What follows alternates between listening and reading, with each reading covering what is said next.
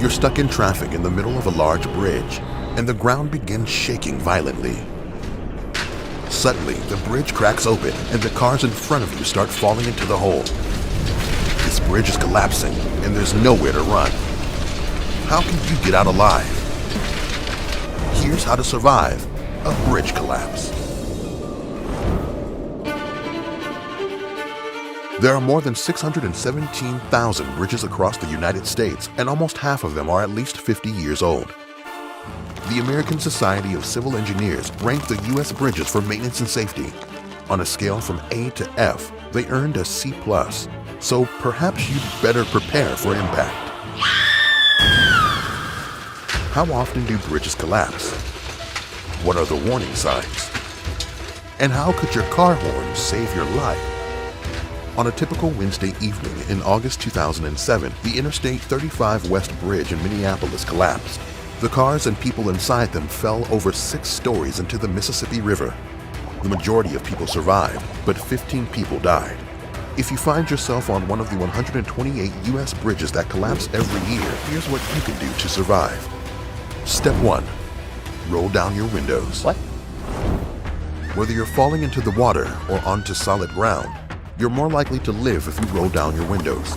On land, closed windows can suffocate you by preventing oxygen from entering the vehicle. Also, they can muffle your screams and make it harder for rescuers to find you. And water's pressure will trap you in your car once it's submerged, so roll down your windows and climb out of your car as soon as possible. If the windows are stuck, you can break them with something like an ice scraper. Aim for the edges of the window. Step 2. Fasten your seatbelt. What? My seatbelt? One reason why people have survived falling dozens of meters is the safety features in vehicles, such as the seatbelt. Don't even think about removing it until you're certain that the impact is over and you've landed. Prematurely removing your seatbelt could cause you to knock your head on something and become unconscious. If you're not conscious, you can't help yourself or scream to help rescuers find you. 1, 2, 3. Step 3. Look for cracks. One of the main reasons a bridge collapses is its wear and tear. Think of every car around you. Those tons and tons of steel could have weakened the bridge, and suddenly, at this very moment, it collapses. In the United States, vehicles take 178 million trips across these structurally deficient bridges every single day. Which one will be the final trip before it breaks? When you enter a bridge, it's critically important to look for any cracks and listen for odd sounds from the bridge. If you find any of those signs, do not cross the bridge. Step 4. Honk your horn.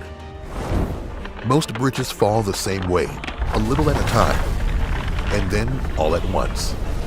To survive, you need to either get off the bridge in a split second, which is not always possible, or use the resources around you after the fall to call for help. Use the car horn to make a loud noise. Your battery could die, but this could help rescuers find you faster. Step 5. Stop driving. If you're on a bridge that has started to fall apart, do not try to drive away from it. The bridge itself could make your vehicle drop straight down on top of pieces of the bridge before hitting the water. But water can provide some cushioning and save your life. If you're severely injured, stay put and yell for help, and wait for the rescue team to come to you. Don't panic, and remember that your odds of dying in a bridge collapse are 1 in several million. You're more likely to die of a lightning strike. But don't worry, we've covered that too.